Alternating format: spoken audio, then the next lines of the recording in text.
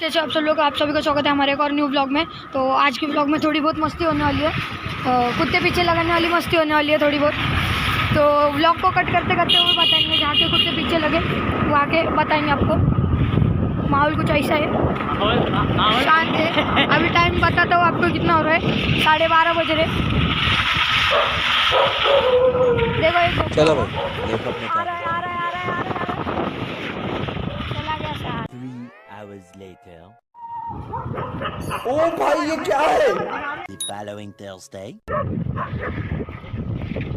मजा आया।